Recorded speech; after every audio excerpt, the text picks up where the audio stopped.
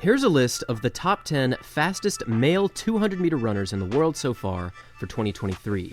Out of these top 10, there are 4 athletes from the United States, 1 from Botswana, 1 from Uganda, and 2 from Zimbabwe, and there's a Bahamas athlete and an Ivory Coast athlete. And out of these top 10, every single one of them have broken 20 seconds. It has been a very interesting year so far for the 200 meters, but the number 1 athlete right now in the world is Kenny Bednarek with a fantastic time of 19.67 seconds. In this year's Doha Diamond League meeting, Kenny really outdid himself with a super quick time pretty early in the year, and ever since that moment, no one has been able to challenge this 19.67, not even Noah Lyles.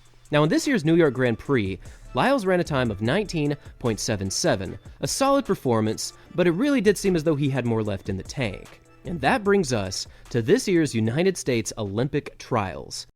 This year's trials have been amazing, with so many great athletes running great times, but in the 200 meters, this showdown between Noah Lyles and Kenny Bednarek could not be more exciting. So far in the 100 meters, Lyles came away with a win with a time of 9.83, and following very close behind was Kenny Bednarek at 9.87.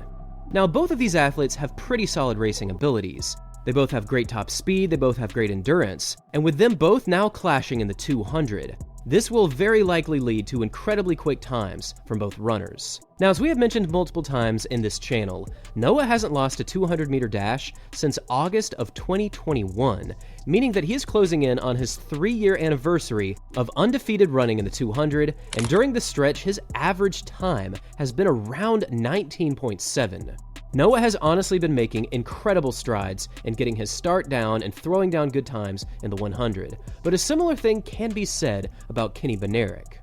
Outside of running his 19.67, he has been running incredibly well in the 100, and as you can see from his World Athletics breakdown this year, he has only been getting faster and faster. Just after making the team in the men's 100, Bednarek said that when I am healthy, I am dangerous, and I think that this is very true. And if there is anyone that could challenge Noah in the 200 right now, it just might be Kenny Bednarek. Indeed, Bednarek's abilities in the 200 are incredibly solid, and he was the 2021 silver medalist in the Olympics in Tokyo, where he actually managed to beat Noah Lyles. But I think it's very possible that we are about to see something incredible from Noah Lyles. So far this year, he has only raced 1 200 meters, and this 19.77 victory was achieved into a slight headwind of negative 1.6, which leads me to believe that Noah might be ready to get close to a 19.6 or even a 19.5. Now, there are 2 rounds building into the finals that will be going down this Sunday, so there is a chance that with so much running, they both might not quite be able to achieve their overall fastest times.